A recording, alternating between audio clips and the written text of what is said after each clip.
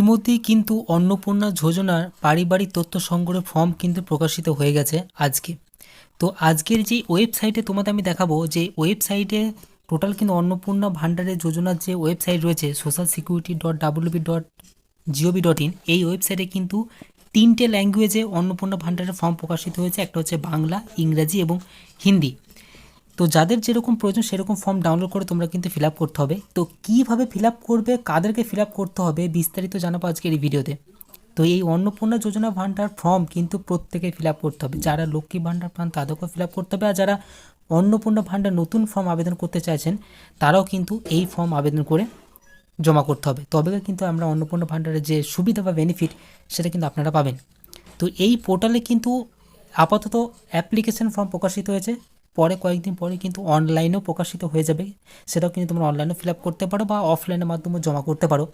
তো মেন বিষয় হচ্ছে যত তাড়াতাড়ি তোমরা এই অ্যাপ্লিকেশন ফর্ম জমা করতে পারবে তত তাড়াতাড়ি কিন্তু অন্নপূর্ণা ভান্ডারের বেনিফিট তোমরা কিন্তু পাবে। এটা কিন্তু শুভেন্দু অধিকারী, মাননীয় মুখ্যমন্ত্রী শুভেন্দু অধিকারী কিন্তু সেটা সরাসরি কালকের প্রেস মিটে কিন্তু জানিয়ে দিয়েছে।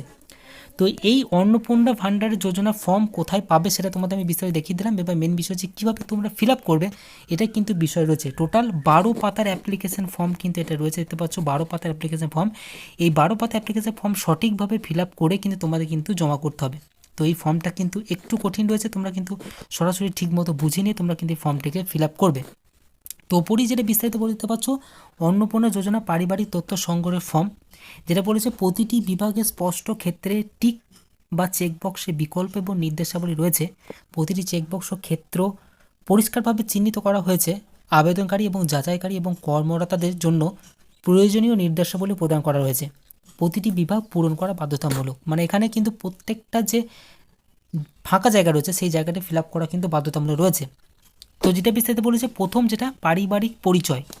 তো পারিবারিক পরিচয়টা বলতে তোমরা এখানে কি ডিটেলস দেবে সেটা কিন্তু বিস্তারিত তোমাদের আমি জানিয়ে দিচ্ছি। এখানে যদি আমরা ফর্মটার 12 নম্বর পেজে চলে আসি, এখানে পারিবারিক সম্বন্ধে যেটা বিস্তারিত বলেছে যে পরিবার বলতে এমন একদল ব্যক্তিকে বোঝায় যারা সাধারণত একসঙ্গে বসবাস করেন এবং একই রান্নাঘর থেকে খাবার গ্রহণ করেন।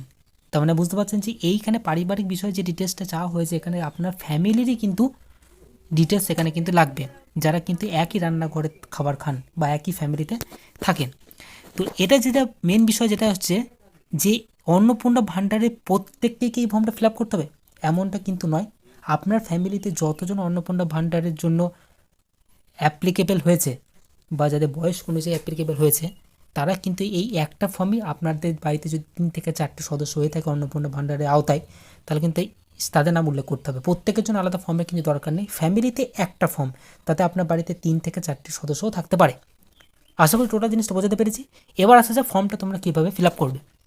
প্রথম যেটা বলেছে পারিবারিক পরিচয়, পরিবারের প্রধানের নাম, হেড অফ দ্য ফ্যামিলির নাম, এখানে পুরোভাবে হেড অফ দ্য ফ্যামিলির নাম লিখতে হবে। আধার কার্ড অনুযায়ী, আধার কার্ডে যেরকম নাম থাকবে সেরকম অনুযায়ী কিন্তু তোমাদের এখানটায় লিখতে হবে। জন্ম তারিখ, দিন, মাস, বছর হিসেবে তোমাদের কিন্তু লিখতে হবে, যেটা কিন্তু হেড অফ দ্য ফ্যামিলির। কিন্তু পরিবারের প্রধানের লিঙ্গ পুরুষ না মহিলা সেটা কিন্তু তোমাদেরকে ঠিক করতে হবে। পরিবারের প্রধানের আধার নাম্বার, এখানটায় তোমাদের কিন্তু এই বক্স আধার নাম্বারটা তোমাদের লিখতে হবে। এবং ডিজিটাল রেশন কার্ডের পারিবারিক আইডি, এটাই অনেকেই বুঝতে পারছে না যে ডিজিটাল রেশন কার্ডের পারিবারিক আইডি বলতে কি।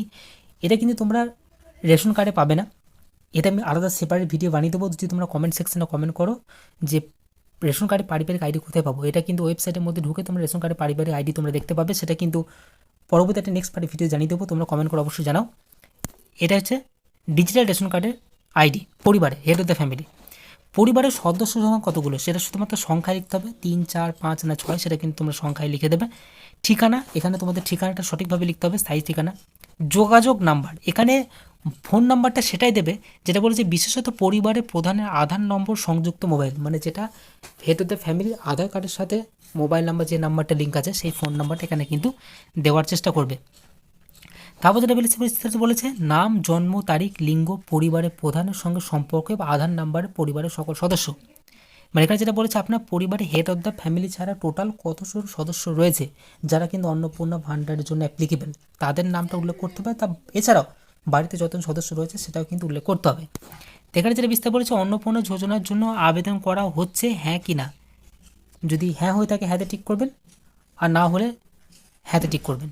এখানে কিন্তু হ্যাঁ না বলে কোনো অপশান নেই, কিন্তু শুধুমাত্র একটা অপশান দেওয়া রয়েছে হ্যাঁ, যেটা কিন্তু বছর 5 বছরের কম হলে আধার বা এনআই চিহ্নিত করতে হবে। যদি 5 বছর কম যে সদস্য রয়েছে, কারণ এখানে প্রত্যেককে একটা ফ্যামিলিতে যত সদস্য রয়েছে প্রত্যেকের নাম কিন্তু এখানে এন্ট্রি করতে হবে, এবং সেটা যদি 5 বছরের নিচে হয়ে থাকে তাদের কিন্তু আধার কার্ড চিহ্নিত করতে হবে, তাদের ডিটেলস দেওয়া দরকার পড়বে না। তো প্রথমে যেটা বলেছে হেড অফ দ্য ফ্যামিলির নাম এখানে এন্ট্রি করলেন, এবং সদস্য নাম্বার 1-এ কী বলেছে, সদস্য যদি 1 নম্বর হয়ে থাকে মানে প্রথম সদস্য ক্ষেত্রে তার নাম এখানে উল্লেখ করতে হবে, জন্ম তারিখ এখানে উল্লেখ করতে হবে, পুরুষ না মহিলা সেটা উল্লেখ করতে হবে, এবং পরিবারের প্রধানের সঙ্গে তার কি সম্পর্ক এখানে লিখতে হবে, এবং তার আধার নাম্বার এখানে এন্ট্রি করতে হবে। এরকম করে টোটাল দেখতে পাচ্ছেন সদস্য 1, 2, 3, 4, 5 টোটাল কিন্তু 5টা সদস্য দেওয়া রয়েছে, এবং প্রত্যেকের বক্সের ক্ষেত্রে কিন্তু এখানে হ্যাঁতে টিক করতে হবে, কারণ তার ডিটেলস আপনি এখানে দিচ্ছেন, এই হ্যাঁ বক্সটাই টিক করতে হবে আপনাদের। তো এবার যেটা মেন বিষয়, আপনার পরিবারে যদি 5টার বেশি সদস্য হয়ে থাকে তখন আপনি কী করবেন। তো সেটার ক্ষেত্রে কিন্তু আপনি যে আধিকারিক রয়েছে যেখানে ফর্ম জমা নেবে তাদের সঙ্গে একটু আলোচনা করে নেবেন, তাদের যদি এই পেজটায় আরেকটা পেজ দেয় বা আরও যদি কিছু অ্যাড করতে বলে সদস্যর নাম, বা এখানে যে ফাঁকা জায়গা রয়েছে এখানে যদি লিখতে বলে, সেটা কিন্তু তাদের আধিকারিকের সঙ্গে জিজ্ঞাসা না করে কিন্তু বাকি সদস্যের নাম কিন্তু এন্ট্রি করবেন না, 5টার অধিক যদি আপনার বাড়িতে সদস্য হয়ে থাকে তাহলে। 10 নম্বর যেটা বলেছে, পরিবারের প্রধান এবং পরিবারের সকল প্রাপ্তবয়স্ক সদস্যের ব্যাঙ্ক অ্যাকাউন্ট এবং নগদ অর্থ স্থানান্তরের জন্য মানে ব্যাঙ্ক অ্যাকাউন্ট ডিটেলস যেটা কিন্তু ক্ষেত্রে কিন্তু ডিবিটি লিঙ্ক করা আছে সেটা কিন্তু প্রদান করতে হবে। তো প্রথমে head of the family details দিতে হবে, এখানে দেখতে পাচ্ছ যেটা বলেছে হেড অফ দ্য ফ্যামিলি যেটা বলেছে অ্যাকাউন্ট নাম্বার, ব্যাঙ্কের নাম প্রথম উল্লেখ করতে হবে, অ্যাকাউন্টের নাম্বার এন্ট্রি করতে হবে এবং আইএফসি কোড দিতে হবে। এরকম করে ঠিক যতজন সদস্য রয়েছে তাদের সদস্য কিন্তু উল্লেখ করতে হবে। টোটাল 5টা সদস্য কিন্তু ব্যাঙ্ক অ্যাকাউন্ট নাম্বার এবং আইএফসি কোড তোমাদের লিখতে হবে।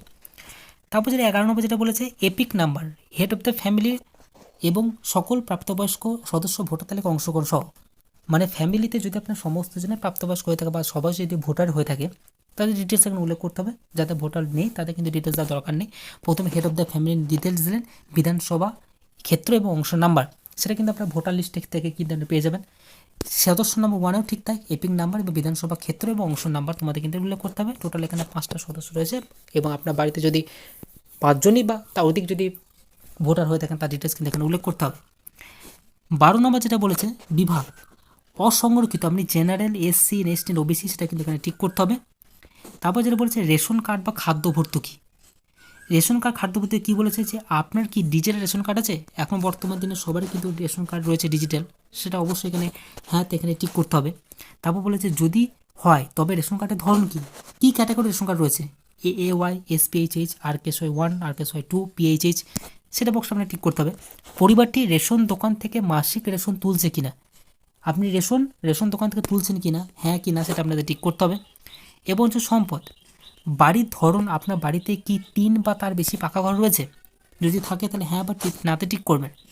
পারিবারিক জমির মালিকানা, এখানে যেটা বলেছেন রেজিস্ট্রেশন নথি বা মিউটেশন কপি এবং আরওআর হালনাগাদের তারিখ সহ সর্বশেষে জমি রেকর্ড কপি, বা আপনার পারিবারিক জমি যদি মালিকানা থেকে থাকে বা আপনার বাড়িতে যদি জমি থেকে থাকে তার ডিটেলস কিন্তু এখানে দিতে হবে, হ্যাঁতে ঠিক করতে হবে।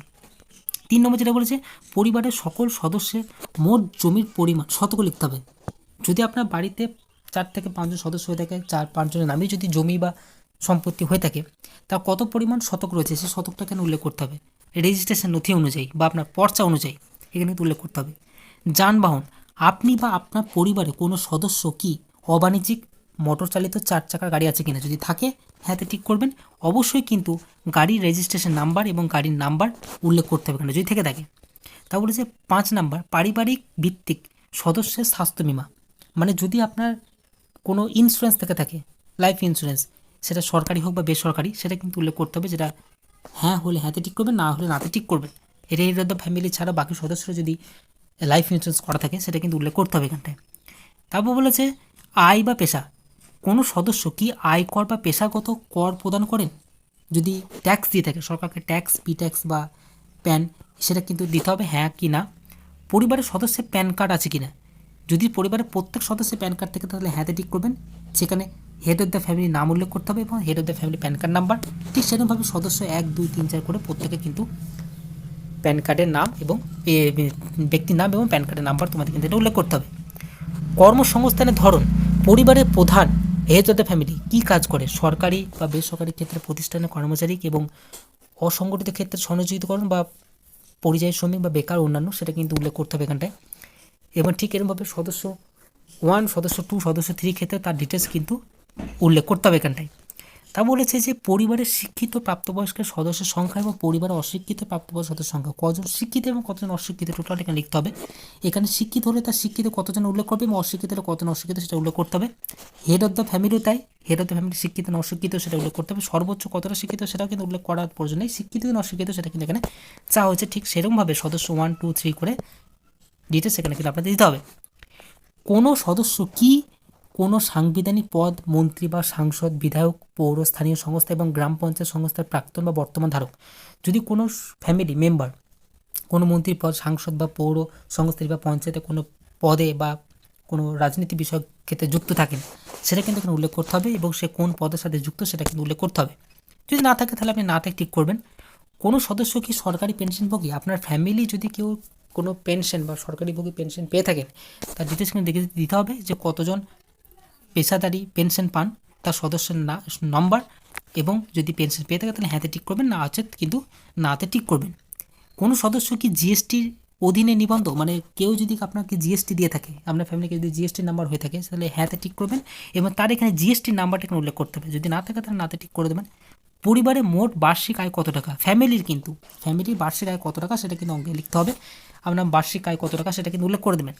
এবার যেটা হচ্ছে অন্যান্য পরিচয় নথি, কী বলেছে, সিএ আবেদন বর্তমান অবস্থা যদি থাকে, সিএ হচ্ছে হেড অফ দ্য ফ্যামিলি, যদি কোনো সিএ থাকে সে প্রযোজ্য কিনা, আবেদন করেছে কিনা, তার আবেদনপত্র নাম্বার, কবে ইস্যু হয়েছে, সার্টিফিকেট নাম্বার, ফ্যামিলি আরও কারো যদি সিএ থাকে সেটা কিন্তু উল্লেখ করতে হবে, নচেত কিন্তু এই জায়গাটা ফিল আপ করার কোনো দরকার নেই। তারপর বলছে অন্যান্য কিষাণ ক্রেডিট কার্ড, কেসিসি কার্ড বা কেসিসি আর্ট, শিল্পক্ষেত্রে অ্যারেস্টিয়ান কার্ড, মৎস্যজীবীদের ক্ষেত্রে এমজেসিসি কার্ড যদি থেকে থাকে, স্টুডেন্ট ক্রেডিট কার্ড, তাদের সংখ্যা বা আইডি নাম্বার, কবে ইস্যু হয়েছে তার ডিটেলস কিন্তু উল্লেখ করতে হবে। যদি না পেয়ে থাকেন তাহলে এগুলো এই জায়গাটা ফিল আপ করা কোনো দরকার নেই। যদি এসআইআরে 2026-এ নাম বাদ পড়ে থাকে তবে মামলাটি ট্রাইব্যুনালে বিচারাধীন কিনা, যদি আপনার 2026-এ এসআইআরে নাম বাদ গিয়ে থাকে তাহলে এই ডিটেলসটা আপনি ফিল আপ করতে হবে। যদি নাম বাদ গিয়ে থাকে তাহলে এটা জায়গাটা ফিল আপ করবেন, নচেত কিন্তু ফিল আপ করা দরকার নেই। সামাজিক মর্যাদা এবং নির্ভরশীল ব্যক্তিকরণ, এবং এছাড়া বলেছে যে বিদ্যালয়ে অধ্যয়নরত পরিবারের সকলের শিশু বিবরণ, যে আপনার বাড়িতে যদি কোনো শিশু থেকে থাকে সে কোন স্কুলে পড়ে, কোন ক্লাসে পড়ে, বিদ্যালয়ের নাম সেটা কিন্তু এখানে কিন্তু উল্লেখ করতে হবে। শিশু সদস্য সংখ্যা 1, যেটা যদি আপনার বাড়িতে 2-3 শিশু থেকে দেখতে পাচ্ছেন 2-3 শিশু দেওয়া উল্লেখ করা রয়েছে। যদি আরও শিশু দেওয়া থাকে বা আরও শিশু যদি থাকে আপনার বাড়িতে ফ্যামিলিতে, তাহলে কিন্তু তা আপনার যে আধিকারিক রয়েছে যেখানে ফর্ম আপনি জমা করবেন তাদের সঙ্গে আলোচনা করে নেবেন, যেভাবে তারা বলবে সেইভাবে আরেকটা ফর্ম হোক বা পাশে ফাঁকা জায়গা হোক তারা কিন্তু এই ডিটেলসটা ফিল আপ করবেন। যেখানে শিশুর নাম এখানে উল্লেখ করতে হবে, কোন শ্রেণীতে পড়ে, বিদ্যালয়ের নাম, সরকারি স্কুলে পড়ে না বেসরকারি স্কুলে বা মাদ্রাসা স্কুলে, সেটা কিন্তু এখানে ডিটেলস উল্লেখ করতে হবে। শিশুদের টিকাকরণ, সেই শিশুদের টিকাকরণ হয়েছে কিনা, যদি টিকাকরণ হয়েছে বা সম্পূর্ণ হয়েছে বা টিকাকরণ হয়নি সেই বক্সটা আপনি ঠিক করতে হবে। যটা শিশু থাকবে তটা বক্স এখানে দেওয়া রয়েছে, দেখতে পাচ্ছেন শিশু সদস্য 1 2 3 4 করে। তারপর যেটা বলেছে সরকারি প্রকল্পে আওতায় সুবিধা, আপনি কি কোনো সরকারি প্রকল্পে ফ্যামিলি আওতায় সুবিধা পান, ডিবিটির মাধ্যমে আপনার কোনো সরকারি প্রকল্পে টাকা ঢোকে ফ্যামিলিতে কারো, কারণ অনেকেরই কিন্তু পিএম কিষাণ পান, সেটা কিন্তু দেখতে পাচ্ছেন এখানে। যদি পরিবারের প্রধানের যদি থেকে থাকে তাহলে হ্যাঁতে ঠিক করবেন এবং কোন প্রকল্পে টাকা পান 1 নম্বর এখানে উল্লেখ করবেন, পিএম কিষাণ হলে পিএম কিষাণ এখানে কিন্তু উল্লেখ করতে হবে। বাকি সদস্য যদি পিএম কিষাণ আওতায় বা আদার্স কোনো ডিবিটি মাধ্যমে কোনো সরকারি প্রকল্পে টাকা ঢুকে থাকে সেটা কিন্তু ডিটেলস সেখানে নাম, প্রকল্পের নাম উল্লেখ করে সেটা বক্সে ঠিক আপনাকে করতে হবে। বাদ দেওয়া হলে, যেটা বলেছে বাদ দেওয়া হলে কারণ অফিসে ক্ষতিপূরণ, এখানে যেটা বিস্তারিত বলেছে যে আপনার ফ্যামিলিতে সমস্ত ডিটেলস ফিল আপ করার পরে আপনার ফর্মটা জমা করতে হবে। এই নিচের অংশটুকু আপনার কিন্তু ফিল আপ করার দরকার নেই, আপনি যে আধিকারিককে জমা করবেন তারা কিন্তু এই ডিটেলসটা ফিল আপ করে দেবেন।